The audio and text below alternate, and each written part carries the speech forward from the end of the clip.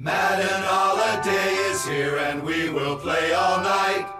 Calling sick and sound sincere, in tackles will delight. The fridge is packed with drink and meat, the taste of victory sure is sweet.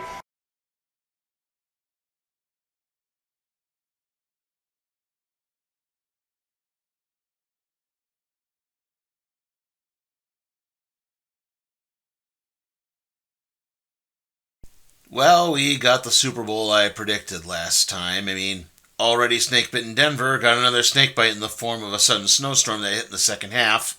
Granted, I think New England still probably would have won the game had the weather been good, or, even maybe if Bo Nix hadn't been injured. But there maybe could have been a little bit more scoring, and it would have been just 4-and-out, 4-and-out, 4-and-out, 4-and-out, missed field goal. It just, yeah. I am not one of those who think the conference championship games need to be in a neutral site. I think it's perfectly fine to play them at home. But, yeah, it just, sometimes the weather doesn't quite break the way you want it to. As for the NFC Championship, Seattle more than held their own against the Rams. Sam Darnold stepped up and made some big throws when he was needed to. JSN obviously made some big catches. The defense kind of shot themselves in the foot on a few occasions. That taunting penalty that put the Rams in position to get on their touchdown. Puka Nacua did torch them on a couple of occasions. So, yeah, like I said, they didn't play a near perfect game like they did against San Francisco. But definitely I do think... the Rams hung around, they fought hard, but the Seahawks made the right plays at just the right time. But we'll get more into the game later, into the prediction segment, but we're going to talk about some other things as well. In overall NFL news, all of the coaching vacancies have, for intents and purposes, been filled. Technically, the Raiders have yet to hire their coach, but they've pretty much already agreed to terms with Seattle offensive coordinator Clint Kubiak. They just have to wait till after the Super Bowl to actually make the announcement. And yes, this has stoked up another debate, as there was really only one minority hire, and that was Robert Saleh by the Teen Titans. Sorry, the comic I've been reading has bombed my brain there. I, of course, mean the Tennessee Titans hired Robert Saleh, who is, a Lebanese American, and I know some Lebanese Americans don't think of themselves as minorities, but again, technically he is a minority. Although it is funny, again, all the people who complain about the lack of African-American hires, one, rarely mention the Robert Saleh hire, and two, are also the same people who ran Gerard Mayo out of town, who, want to run Todd Bowles out of town, who want to run Aaron Glenn out of town. So, hey, maybe, I don't know, support the ones you already have. It couldn't hurt really that much. Overall, I just don't really know what can be done. You can't force a team to hire a coach they might not want to hire. Again, look what happened with Gerard Mayo, a guy who got a job. Basically, Bill Belichick said, you have to hire Gerard Mayo if I step down. Mayo gets the job and then immediately gets ditched. That's what's going to happen. I know, I'm kind of talking out of my league a bit here, but sometimes it's just, you kind of have to look at things and see them for what they are. And yeah, maybe if we had more minority GMs, if we had more minority presidents or directors of player personnel, that would probably be a huge benefit. But you still, there's no real easy solution. I just don't know what else can be done. Sorry, I just kind of got stuck on a tangent there. And speaking of vacancies, that of course brings us to the Minnesota Vikings, who fired their general manager, Kwesi Adolfo-Mensah. Rob Brzezinski is basically the interim until the end of the draft. I know they hired another guy to help with some of that, so there's just way too many takes on this. I'll admit, Adolfo-Mensah was not a great drafter. The only draft pick he really, really hit on was Jordan Addison, who just keeps getting arrested, so... yeah, it doesn't really help him there.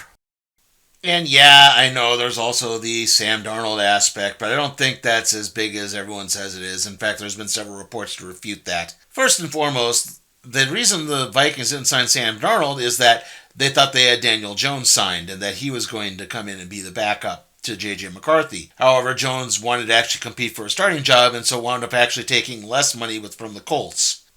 Yeah, so, that short-circuited their backup. They didn't want to look for another one until just before the season because they didn't want to create any controversy.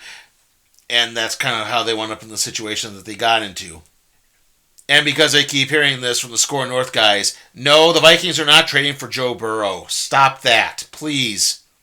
The Bengals signed T. Higgins and Jamar Chase to big money deals and have put themselves in a tricky cap situation in order to appease Joe Burrow. Why would they trade him? Yeah, you can tell where this gets tiring sometimes. And that, of course, brings us to the Pro Football Hall of Fame and the fact that Bill Belichick and Robert Kraft did not get in. This was Belichick's first year of eligibility. This was Kraft's first year as a finalist. I don't know why they were in the grouping with the guys who have been waiting like 25 to 30 years to get in. To me, if you're up for the first time and you're in that for the first time, you should be in with the contemporary candidates. Those guys should have been in there with the likes of Drew Brees and Larry Fitzgerald and Kevin Williams and Frank Gore, not Ken Anderson and L.C. Greenwood.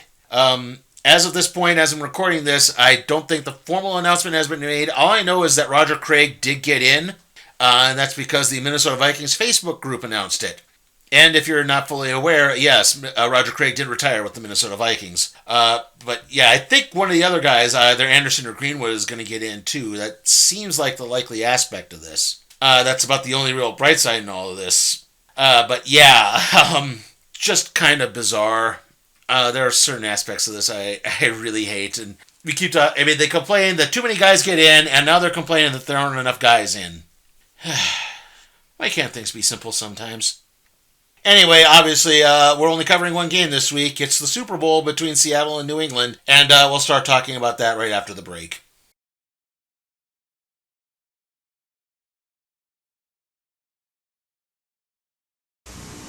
A doctor who could be on a top medical team at any hospital. Pilots with the right stuff to fly for any airline. A machinist, a construction engineer, an electronics technician guy. They work in every field, and they could work anywhere. They're all working in the Navy. Some of the best people in their fields are in the Navy. Men and women who believe being the best at what they do means more when it's done for their country. Navy know-how. It's working for America.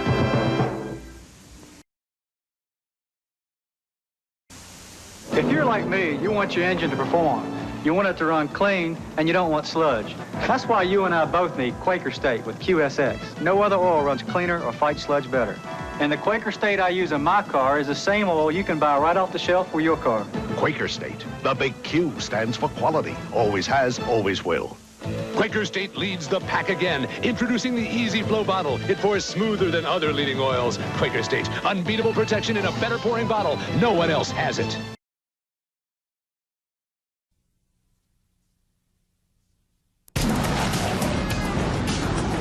Bon Jovi! Hellway. What you doing in Vegas, little buddy? Come, little buddy, meet Pork Chop. We're gonna be here in June for the Arena Bowl. You're dreaming. Am I? What's the problem? It's getting nasty on the floor. What do we got? Card cheats? Worse. Elway and Bon Jovi? Ooh, this could get ugly. Wanna give me a hand? No. Guys, are you trying to start something in my casino? Dan, it's nothing we can't handle outside. Oh, you want to take it outside? Let's go. Don't you two own arena football teams? Yeah. Well, then why don't you keep it inside? Not a problem.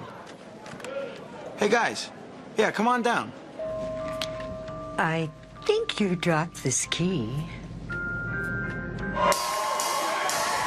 Craps tables are the end zones, progressive slots, and all-you-can-eat seafood buffet are out of bounds. Come on, Trey, roll it! Hit me. I'm good. Red 20!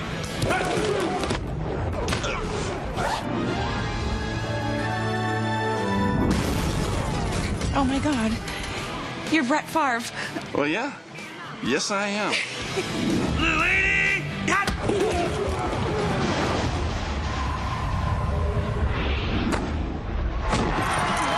Yo, we love it! We win! Yes! The drive to Arena Bowl 19 Las Vegas begins on January 30th when the AFL returns to NBC. And don't miss NBC's Monday night hit Las Vegas on DVD in stores January 4th. How are we gonna pay for this?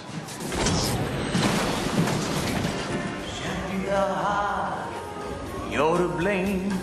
You give love a bad name. Hey, where you from? So am I. Buffet, 20% off. Hey, aren't you John Elway? No, kid, I'm Brett Favre. Yo, you wanna ride the string? Yo, yo! Yo, this thing! Yo, Mega! Spin it, rock it, Ride it! Wanna spin to win? Spin this! The Omega Fireball with super long spin power and the yo-yo with a brain that returns automatically. Yo, yo! Wanna lick the tricks? The Omega Raid is your pick. Yo, yo! With its rock and roller bearing, it spins 5 times longer and faster. Walk it, flick it, trick it! Don't just yo like a pro! Yo, Mega! The Omega Yo-Yo with the Brain, Raider, and Fireball, each sold separately at selected toy stores. Yo, yo!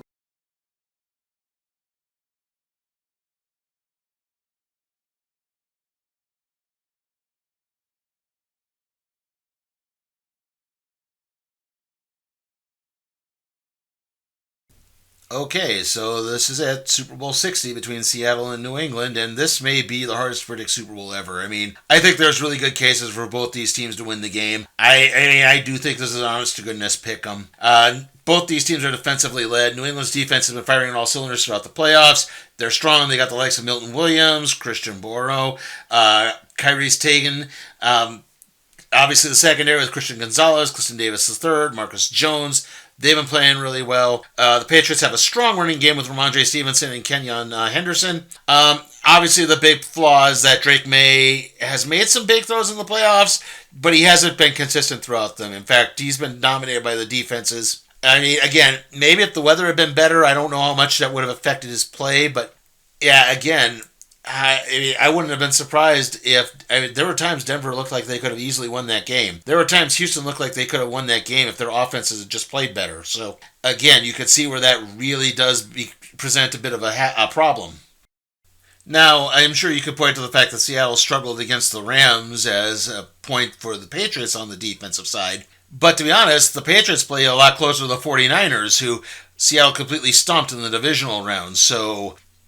you're never entirely sure there. I mean, they're going to have to make Drake May beat them. They're going to be keyed on stopping the run game. Like I said, they're going to need a lot of that to happen. I don't think it's going to be... they're not going to put up the kind of numbers the Rams did. I think they're not the same offense as Los Angeles. Now, offensively for the Seahawks, obviously Sam Darnold's going to need to step up again. The Patriots defense is going to be keyed on stopping the run. They're probably going to be keyed on stopping JSN. So, yeah, you're going to have to look at the likes of Cooper Kupp, Rashawn Chi, and the tight ends to really step up, because I don't know if, that's necessarily going to play to the Seahawks' favor or not. So, yeah, again, there's those questions there. Like I said, I think Darnold has stepped up and proven himself in this playoff. So, yeah, I think those questions are gone. He has silenced most of those doubters. But still, there are going to be questions if, the Patriots defense plays as well as I expect them to do. I mean, my simulation, which you saw, if you saw the I'm Sure of It video previously, it ended 17-10, and to be honest, I would not be surprised if that was the actual final score of this game. Overall, I think Seattle is just a better team right now. Drake May has had his moments in these playoffs, but he's struggled overall. I think if the Seahawks get anywhere close to a decent lead, then that should be enough for them to hold on and win. I like Seattle here in the Super Bowl.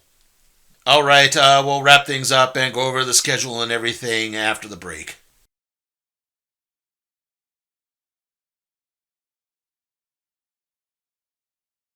Bearable bears, you know that I care when I feed you. You cry and I come, then I feed you some. You're my bearable bear. New bearable bears need your care. When she cries, you feed her and her tiny nose really lights up. When her bottle's done, she really coos and talks to you. I love you. Bearable bears, I love you. New bearable bears really talk and light up. Each sold separately with scented bottle, new from GP Toys. Tonka Tough Cool Tools takes it off-road with the Cool Tools Engine Roar 4x4. Get real, get rough. Cool tools are Tonka Tough. Rev it high, rev it low. Cool Tools has never had an engine like this before. Whoa. Jack it up, break it down. You're a real mechanic with a real metal socket driver. With Engine Roar, lights and sounds are standard equipment. And now you can take to the skies with the Cool Tools Rescue Chopper. Cool tools are Tonka Tough. Tonka's Cool Tools Engine Roar 4x4 and Cool Tools Rescue Chopper are sold separately. She met her soulmate on the internet and left her fiancé at the altar to find him. I couldn't spend the rest of my life in Kansas when I knew that there was someone like you out there. They've come close before, but this week... It's being me, Dorothy. It's really happening. I don't believe it. You Dorothy. Sunset Beach, NBC.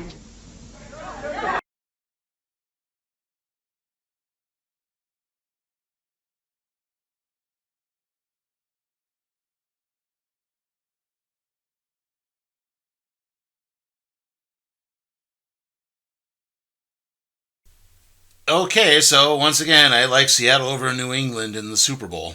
Alright, the next video is going to be the random trade review on Cyborg Unplugged. I was going to have that up on Tuesday. I think now it's probably going to get pushed back to Wednesday. Hopefully after that we'll get more onto a regular schedule. Also, just after that, Sleepy Cat Wrestling will be returning. There'll be more episodes of the Maction Zone. There'll be the big kind of super shows type stuff, the Clash of Events. Unfortunately, probably no wrestling reviews for a while.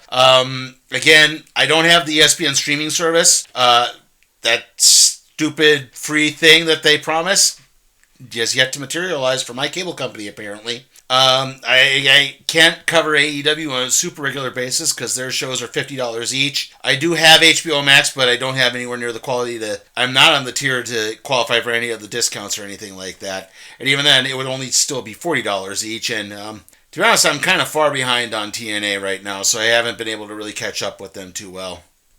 Likewise, as much as I would love to return to reviewing movies and TV shows, I'm so backlogged on that, I just can't. I can't really do anything in the theater. It's just way out of price. If I'm reviewing old stuff, it doesn't always seem to get the views, so yeah, I just don't know what I can do there. The football videos will probably pick up again around draft time, and then, of course, the schedule will release, so that'll be happening then, too. Okay, see you all next time.